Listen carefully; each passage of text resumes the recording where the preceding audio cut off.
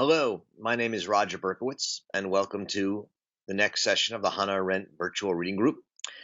This week, we're going to be talking about Hannah Arendt's essay, Tradition and the Modern Age. It's the first essay in her book, Between Past and Future, after the prologue, which we discussed last week.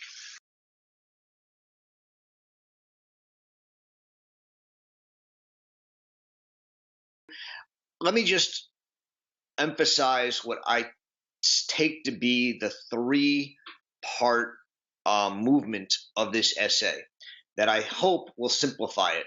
And it wasn't in the video introduction, so this will be new. The start of the essay is that there is a tradition. The tradition in the West more or less has its beginnings with Plato and Aristotle, and specifically with the periagoge, the turning of the soul that Plato describes in his analogy of the cave in Book 7 of Plato's Republic.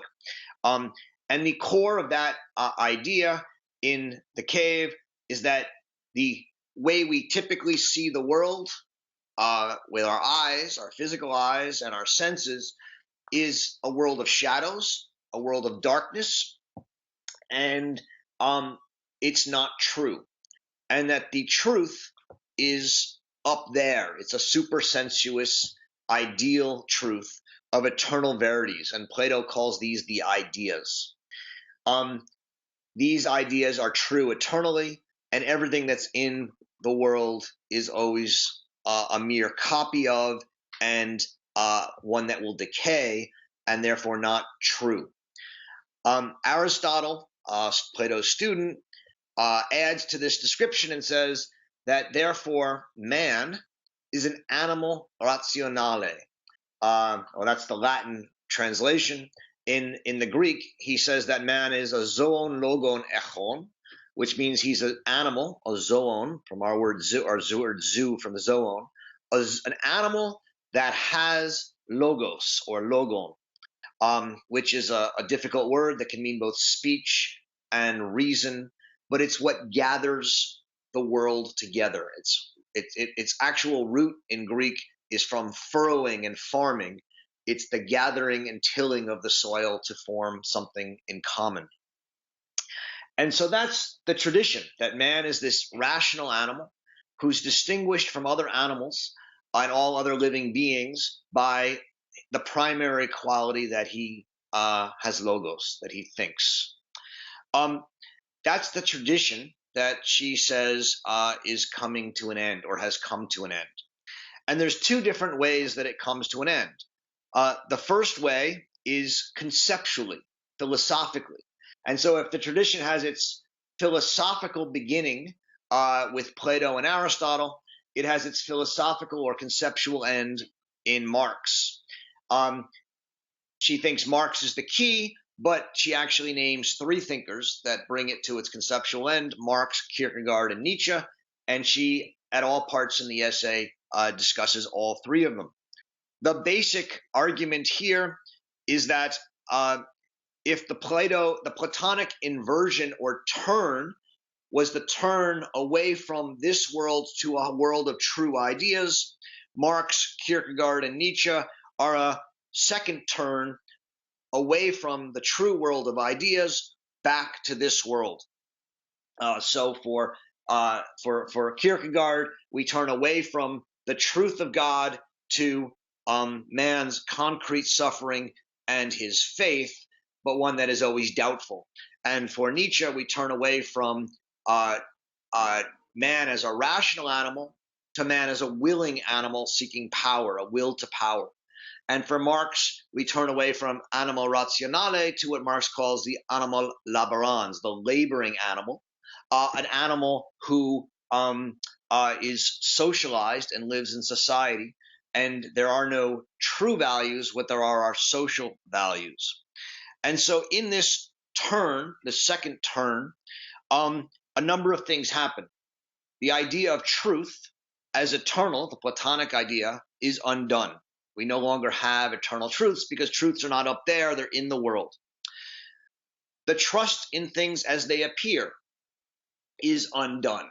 We no longer can take for granted that when you stick a stick in the river, it's bent, it looks bent. We understand that the way things appear is always not what they really are. Being is beyond appearance. We no longer have trust in revealed truth from God. Even the Kantian idea and the Enlightenment idea that truth is a product of reason, that man's reason can yield universal truths, is undone. And the result of this, as Arendt says, is that truth becomes a working hypothesis. Or in other words, truth becomes a mere value. It's something that's not true. It's something we decide upon socially, democratically, through our own socialized values. We decide what our ends are. And the result is that truth is no longer true. It's valuable. And so this is the undoing of truth that Marx, Kierkegaard, and Nietzsche all recognize is happening and articulate in their own ways. And this is the end of tradition conceptually. And yet, Arendt says, even when tradition ends conceptually, most of us don't understand or read Nietzsche, Marx, and Kierkegaard. And so the value, the idea of man as a rational animal, the value of truth continues to exist. And even though it doesn't have real power in our society, we actually submit to it because we're scared of losing it. We're so scared that the value would disappear and we don't have truth. We hold on to it, and the value can actually become even more powerful, but in a tyrannical way, because we know it's not true, and yet we obey it anyway. And it becomes not something that we are persuaded by, but something that we live according to. The third step, which is not talked about so much in this essay, but is simply highlighted and mentioned, is that the conceptual end of the tradition of animal rationale, that ends with Marx, Nietzsche, and Kierkegaard, has a factual end, not in a theoretical event, but in a deed, in a factual event, namely totalitarian domination that emerged in Germany during the National Socialist period and in the Soviet Union during the Stalinist era. Here was a situation in which we didn't simply conceptually understand that man is not a rational animal, or in another formulation, man is an end in himself, therefore can never be used as a means. We lived it. Man, under the totalitarian domination, becomes something that can be destroyed, something that can be killed simply to serve ends. Yeah, we always had wars and we'd always killed people, but it was not, Arendt is arguing, because we simply saw man as disposable. Man is now only useful insofar as he serves ends, and to the extent men don't serve ends, are superfluous, or killing them will lead to other ends, we have no qualms about killing them. So we move from the idea of nihilism in Nietzsche and Marx and Kierkegaard, that anything is permissible. We can sort of have any values. There are no highest values. That's nihilism, right? The devaluing of all highest values so that all values are equal. To what she considers to be the motto of totalitarian domination, which is not that anything is permissible, but anything is possible. Not only is it permissible, it can happen. And we have simply no ability or need to stop it from happening, because we don't actually believe that human life is valuable. I mean, is more than value. I mean, has dignity outside of its exchange or use value. So I'm sorry, I wanted to go over the structure because it is a complicated essay. I thought I'd sort of lay out that structure. And so the claim here is that tradition has ended conceptually with the rise of the modern age in the 18th and 19th centuries, and to a large extent, it's even ended factually with the rise of totalitarian domination. And we now find ourselves in this gap between past and future, where we have to think for ourselves. For the first time, she argues, as since Plato and Aristotle, since the Greeks, and that is an enormous uh, um, shift in in the human activity. So that's the challenge we face, and these essays that we're going to read are what she calls exercises in such thinking. As we discussed at the end of last week's session, the prologue ends with her saying that this book of essays, the book between past and future, is a collection of exercises in thinking, and she says they're going to be given in a sequence, and the sequences are divided into 3 parts. And the first part deals with the modern break in tradition and with the concept of history with which the modern age hoped to replace the concepts of traditional metaphysics. These are the most philosophical and complicated of the essays in the book, or philosophically complicated. But we need to, in this first essay, try and understand by what she means by tradition and the modern age. On one level, tradition is the easier word. We use it in everyday parlance. Through etymology and grammar, it means to carry over, traditio in Latin, that which is carried over or up from the past. And so the traditions that we have are those what's carried over and left and we today have from deep in our past. Modern age is the more difficult word or phrase, and we have to understand that she distinguishes modern age from the modern world. She does this both in this essay and in her book, The Human Condition. The modern world is the 20th century, which is defined by, she says, the fact of the break of tradition. And the actual moment, if there is one, of the break of tradition is the rise of totalitarianism and totalitarian forms of government. For her, she says on page 26, totalitarian domination as an established fact has broken the continuity of Occidental history. And so the modern world is the world in which this continuity of Occidental history has been broken. The modern age is something very different. And the modern age, she says, is the age of science. And it begins in the 17th century, and it pretty much continues through till somewhere around the 20th century. So she'll say again on page 26, the event or the fact of totalitarian domination as the break in our tradition itself marks the division between the modern age, which now she describes as rising with the natural sciences in the 17th century, reaching its political climax in the revolutions of the 18th, and unfolding its general implications after the Industrial Revolution of the 19th. So on the one hand, we have the modern age in the 17th, 18th, and 19th centuries, and the modern world, which she then characterizes as the world of the 20th century, which came into existence through the chain of catastrophes touched off by the First World War, leading to the Second World War and totalitarianism. In The Human Condition, she makes this distinction again, and talks about how the modern age is not the same as the modern world on page 6 in the preface to The Human Condition, and again identifies the modern age as scientific, as the age of science, and the modern world, she says, was born with the first atomic explosion.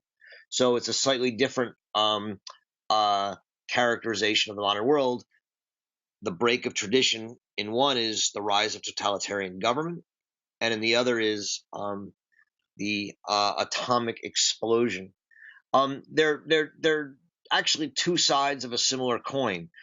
The modern world can be said to start politically with the rise of totalitarianism, because it's the break of tradition. All prior governments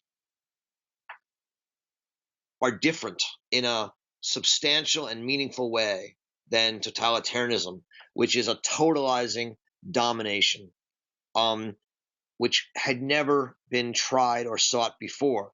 And that has a scientific ground to it, which is that you can only seek a totalizing government, one that seeks total domination, in an age of science, in which you think that there are scientifically knowledgeable and scientifically derivable truths that can explain all world history and all politics, like, for example, the Jews are corrupting the world, that can underlie a totalitarian politics. Or, for example, that the proletariat will rise and take over the bourgeoisie.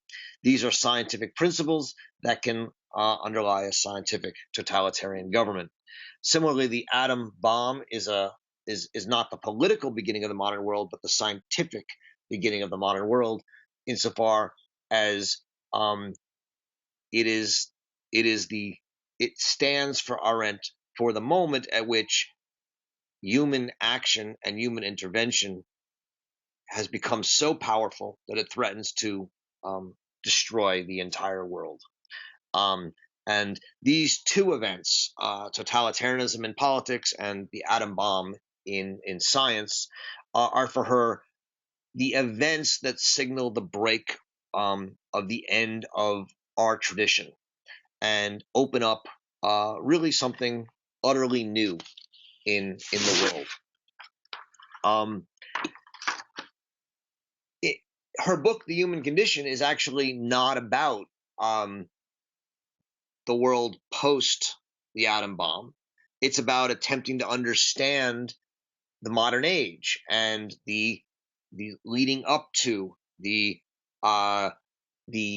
break in tradition in science, which she argues leads to and underlies what she calls world alienation. The alienation from the world and from the earth. That is really the subject of the human condition. Similarly, in this essay, Tradition in the Modern Age, she's focused primarily not on the 20th century and the modern world, but on the 18th and 19th centuries, and specifically three thinkers, Kierkegaard, Marx, and Nietzsche, who stand at the very end of the tradition, just before the break came. So just before, in this case, the rise of totalitarian governance. Why is she interested in these three thinkers and then sort of the prehistory and not the break? In many ways, because we don't yet know what to make of the break. This is an exercise in thinking. It's an exercise in the prehistory of the situation we find ourselves in now, which is the break in tradition. She wants to emphasize that these three thinkers, Marx, Kierkegaard, and Nietzsche, are not responsible for the break in tradition. They're not responsible for totalitarianism. They didn't cause it to happen. It was going to happen anyway. But they are great thinkers, and their greatness, she says, and this is on page 27, she says their greatness lay in the fact that they perceived their world as one invaded by new problems and perplexities which our tradition of thought was unable to cope with. They saw problems, perplexities that the tradition couldn't answer. What is the tradition? I mean, just to be clear, so we're all on the same page, the tradition of political thinking, at least, begins with a turn, a periagoge, a turn of the soul away from this world to the world of truth and the world of ideas. This was in Plato's thinking. And in Plato, the truth is eternal in the ideas. In Christianity, truth is in the city of God. For the rationalists, truth was in reason. And for all of these thinkers, truth stands outside of the messy world as sort of a eternal beacon, which we can know through a study of metaphysics. That is which is beyond the physical world. Meta, beyond; physics, physical. And so from Plato really up through Bentham and Mill and the rationalists, Leibniz, Bentham, and Mill, Arendt sees the tradition as being one in which there are non-physical, supraphysical, suprasensuous truths. But starting around the 17th, 18th, 19th centuries, starting with science, science does something corrosive to the tradition, which is it infuses doubt into the tradition. So on page 39, if we're going to skip a little bit ahead just to sort of see where she's headed, she says on page 39, since the rise of modern science, whose spirit is expressed in the Cartesian philosophy of doubt and mistrust, the conceptual framework of the tradition has not been secure. So science unsettles the idea of truths. Now, that's funny because we think of science as about truth and about finding truth beyond what we see. And that's true. But every truth that exists is doubted by science, right? That's the scientific method, and mistrusted by it. And we look to find firm foundations for it. And inevitably, we find that the foundations we think exist are not as firm as we thought. And this is the will to truth that Nietzsche describes, that in the end kills truth, and also God, and in the end also reason as metaphysical first principles that can found strong, stable truths and worlds. And so this concept of truth as revelation, as reason, as science undoes itself. And this leads to a real sense of uncertainty.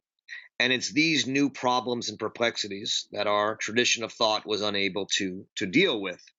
And these thinkers were more honest than other thinkers, Nietzsche, Marx, and Kierkegaard. They really saw that science challenged the entire foundation of what the Western tradition in a way that their contemporaries did not. And they were frightened by this, what she calls on page 27, the dark and silent way in which the tradition now appeared to them as insecure, dark, and unsustainable.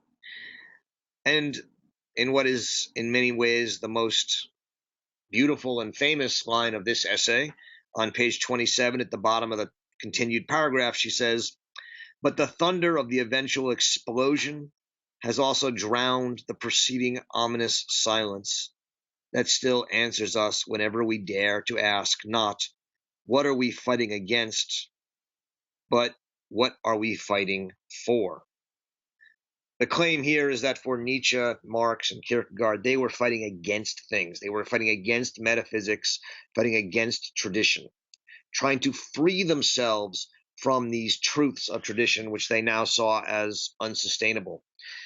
But today, when we are freed from tradition, when we really live without tradition in Arendt's reading, the silence that we hear is not the silence of tradition, but the silence of what we could argue for. We're not fighting against tradition anymore. That fight's been won. Our problem is actually deciding what, if anything, we believe in, absent a tradition. And that's really, in many ways, the question that this essay is struggling with. Is there a way, in the absence of the tradition, to fight for something, to believe in anything that's not just a subjective or personal belief, but is true in a public way? Another of the sort of, I think, beautiful and favorite formulations in this text is right at the beginning on page 18, where she talks about a remark that Plato makes in his book, The Laws, the Dialogue of the Laws, where he says, the beginning is like a god, which as long as it dwells among men, saves all things. The point is that as long as you have a beginning, as long as you have a rich beginning, you can think of it, if it helps in the American context, of the founding fathers, the Constitution. As long as that beginning is alive, we can, every new problem that emerges, right, we can make sense of. We can rejigger the Constitution to allow for civil rights, women's suffrage, immigration, transgender rights. We can take the beginning, and as long as it's alive and as long as it's working, it's like a god. It allows us to save all things because we can take the principle and make it work. But once that tradition dies, once we say, like some people say today, the Constitution is not written for me, the Constitution was an old thing, it's dead, it's as we now say, it's part of an American creed written for white men and not for us, and therefore we don't need to pay attention to it in this living way. If we make that move, it no longer has that power, and in a sense, then it becomes destructive, she says. The tradition becomes destructive. And she says this on page 18 as well, right after that. By the same token, the tradition became destructive as it came to its end, to say nothing of the aftermath of confusion and helplessness, which came after the tradition ended and in which we live today. And so that's the danger, that if the tradition ends, we risk real danger and confusion. And yet, she's arguing it has ended.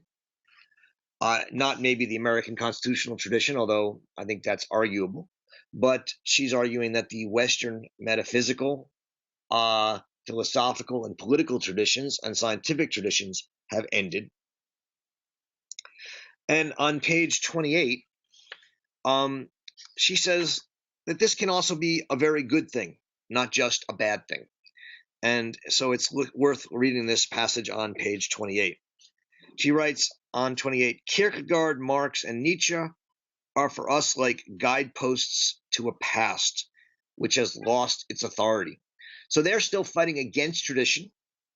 And insofar as they're fighting against tradition, the tradition is visible in them. In Nietzsche, the tradition is God and science.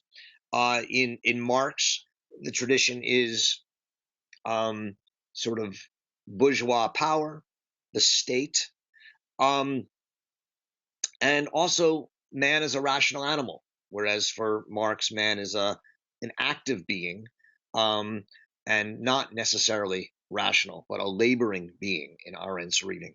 And so, but in their fighting against the tradition still is alive, but we can see it in its loss for us. These three thinkers were the first who dared to think without the guidance of any authority whatsoever. They sought to free themselves from the tradition and think without that. Yet, for better or worse, they were still held by the categorical framework of the great tradition. So she thinks that these three thinkers are still in the tradition, and yet they're fighting against it. And she says we no longer need to be concerned with the scorn for the educated Philistines, who all through the 19th century tried to make up for the loss of authentic authority with a spurious glorification of culture. To most people today, this culture looks like a field of ruins, which, far from being able to claim any authority, can hardly command their interest. In a sense, our culture, that which has been cultivated as our tradition for thousands of years, not only has no authority, in general, we're not interested in it. This fact, she says, may be deplorable, but implicit in it is a great chance to look upon the past with eyes undistracted by any tradition, with a directness which has disappeared from Occidental reading and hearing ever since Roman civilization submitted to the authority of Greek thought. And here's the optimistic angle that Arendt takes. And in all of her work, there's an optimistic angle. Sometimes people forget that because she seems so pessimistic. But in the loss of authority and the loss of tradition, we have the potential to revisit the past and look at it with eyes undistracted by the tradition. And that allows us to potentially start a new tradition, start a new world, to live in a world without the banisters, without the guideposts that the tradition provided, to live freely in a way that we haven't lived, she's arguing, since the Roman Empire. But that's dangerous, but also there's a kind of great opportunity in it. And that's the gap between past and future, where we think without banisters that we talked about in the preface last month. And that's what all these essays in the book are now about to do. She's trying to say that in this book, we're going to read essays and think through problems free from the tradition. But that doesn't mean we just think la-di-da, anything we want, right? The reason we read Nietzsche and Marx and Kierkegaard is because in their fight against the tradition, which was the most articulate and insightful fight against the tradition that we've seen, they bring the beginning, the principle, to light. What is the principle? Well, it's what they're all fighting against. It's the principle of man as a rational animal, man as, in some sense, unique in the world, as a spirited, rational, thinking, God-given, godly created, semi-divine being. That's the truth. That's the idea in the Platonic sense, in the Christian sense. The faith in religion that Kierkegaard is rebelling against, the idea of a rational man that Marx is rebelling against, the idea of a true, rational, God-created individual with morality that Nietzsche is fighting against. And they not only show their disagreements with the tradition, they show the essence of the tradition. And that's what Arendt finds to be so important in their work. And so we, as the benefits of their critiques, are at the point where we can understand both the tradition, which they rebelled against, that failed, and which we can't just go back to and re-enliven or reimagine, the tradition of either a God-given or a rationalist truth, a metaphysical tradition. But we also see their rebellion against it, which has its height in Marx's elevation of labor over reason, and Nietzsche's elevation of values over truths, or lies over truths. And we see the limits of both sides. And we are now in the position of the fighter in the gap between past and future, who have to use what we know and the tradition that we have, broken as it is, as a way to try and make our way in the world. And so I'll just read the last paragraph of the essay and we'll end with that. These values in their X and interchangeability, and let me just stop for a second and say, the values are the social values that Nietzsche says replace all truths. We no longer have truths. We have things we value more than others. This is Arendt talks about this through Nietzsche on pages 32 to 33, where she says the term value owes its origin to the sociological trend, and that it's associated with exchange value in Marx, with the birth of the social sciences, when and it can be located, she says, at the moment when all things, ideas as well as material objects, were equated with values, so that everything derived its existence from and was related to society. We now put a value on everything. There are no highest values. God is a value. We can believe in it or not, depending on whether it's useful or not. Truth, rational truth, is something we can evaluate. And we set ourselves in the position of evaluating. This is what Nietzsche calls nihilism, the devaluing of the highest values, the Umwertung aller Werte, in which there are no highest values. They're all devalued and thus valued in the sense that we value them. And so back to page 39, these values in their extant interchangeability are the only ideas left to and understood by socialized men. All we have are values. We have no truths. These are men who have decided never to leave what to Plato was the cave of everyday human affairs, and never to venture on their own into a world and a life which, perhaps, the ubiquitous functionalization of modern society has deprived of one of its most elementary characteristics, the instilling of wonder at that which is as it is. In other words, the values, the devaluing of the highest values, the making of the world about values, means that we are socialized men, and all we have are the values we make and create, that we give value to. And thus, what do we lose? We lose wonder at that which is. We lose truths. And anytime people talk about nostalgia for anything great, for a time past, we immediately say that nostalgia is false. It's partial. When you built those great pyramids, there were slaves who built them. When you created the United States Constitution, there were slaves here. All true. When you built the U.S. highway system, it was for war, not for peace and interchange and commerce. True. And so we devalue. We don't let anything be valued highly or highest. And there are no.